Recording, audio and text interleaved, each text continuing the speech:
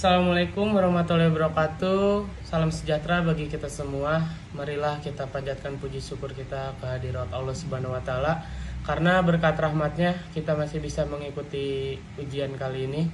Dan sebelumnya saya ucapkan terima kasih kepada dosen pengampu kita yaitu Ibu Rima Anita SPMM yang telah memberikan tugas ujian ini kepada kita semua. Di sini saya akan memaparkan materi tentang keharusan berkomunikasi. Sebelum lanjut ke pemaparan materi dari saya, izinkan saya untuk memperkenalkan diri saya. Nama saya Rizky Muhammad Haikal dengan NPM 2261 dari kelas 3G Manajemen. Inti dari pembahasan presentasi saya ada 5 seperti yang sudah ada di layar belakang saya. Yang pertama ada definisi komunikasi, yang kedua ada tujuan komunikasi, yang ketiga ada jenis-jenis komunikasi, yang keempat ada fungsi komunikasi, dan yang terakhir ada manfaat komunikasi. Yang pertama kita akan membahas definisi berkomunikasi. Komunikasi itu adalah suatu proses penyampaian pesan atau informasi dari satu pihak kepada pihak lainnya sehingga pesan yang dimaksud dapat dipahami oleh si penerima pesan. Setelah definisi kita ada tujuan komunikasi. Jadi tujuan komunikasi itu untuk menyampaikan informasi baik itu berupa fakta, data, atau pengetahuan baru. Nah, tujuan komunikasi juga bertujuan untuk memberikan pengetahuan atau informasi kepada orang lain sehingga dapat mempengaruhi pikiran, mengubah sikap, dan mendorong orang lain untuk melakukan hal tertentu. Di sini juga saya akan memberikan contoh jenis-jenis komunikasi, yaitu yang pertama ada komunikasi verbal, yang kedua ada komunikasi nonverbal, yang ketiga ada komunikasi formal, yang keempat ada komunikasi informal, yang kelima ada komunikasi nonformal, yang keenam ada komunikasi langsung, dan yang terakhir yang ketujuh ada komunikasi tidak langsung. Di sini juga saya akan memberikan pengertian tentang komunikasi verbal dan komunikasi nonverbal. Nah, jadi komunikasi verbal itu adalah suatu komunikasi yang menggunakan lisan atau tulisan dalam penyampaiannya. Contohnya seperti kita ngobrol dengan teman, ngobrol dengan guru, atau yang lainnya. Sedangkan komunikasi nonverbal adalah komunikasi yang tidak menggunakan lisan maupun tulisan. Yang contohnya bisa menggunakan mimik wajah atau isyarat dari tangan atau dari muka. Ciri-ciri komunikasi di sini saya paparkan cuma 3. Yang pertama ada langsung, yaitu to the point, tidak ragu untuk menyampaikan pesan. Jadi kita harus percaya diri untuk menyampaikan pesan kepada si penerima yang sedang berkomunikasi dengan kita.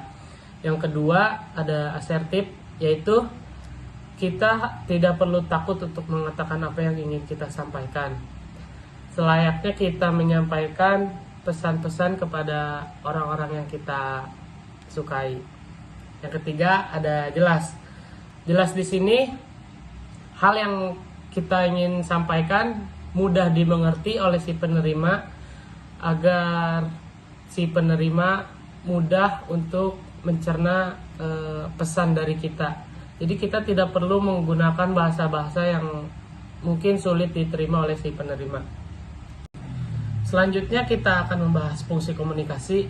Jadi komunikasi sendiri berfungsi sebagai kebutuhan pokok manusia yang tidak bisa kita hindarkan.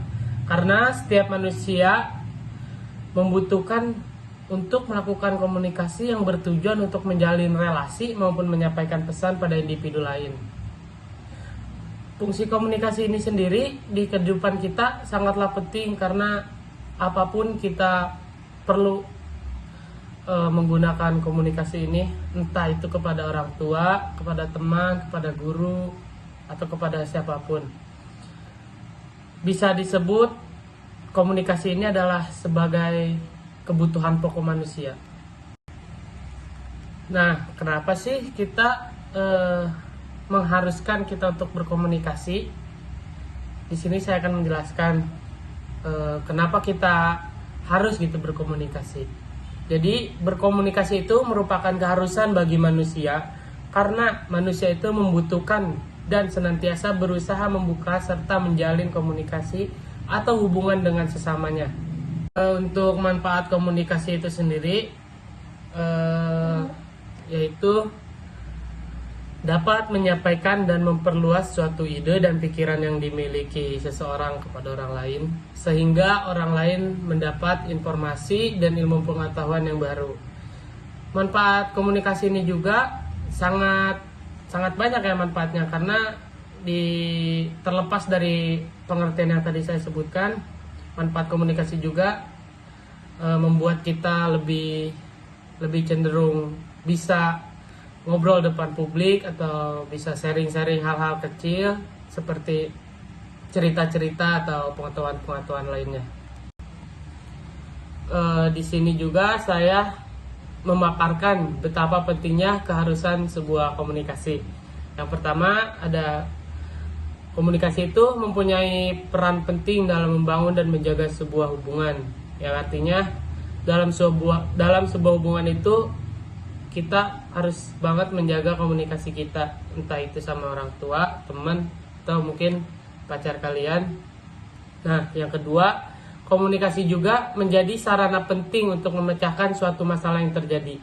Contoh yang dari nomor 2 itu, kita misalkan mau memecahkan suatu masalah harus ada komunikasi dong. Jadi dengan cara diskusi kita bisa memecahkan masalah atau mungkin musyawarah. Sekian, terima kasih pemaparan materi tentang keharusan berkomunikasi dari saya. Mohon maaf jika ada kata yang kurang berkenan, karena saya hanyalah manusia biasa dan manusia itu adalah tempatnya salah. Wassalamualaikum warahmatullahi wabarakatuh.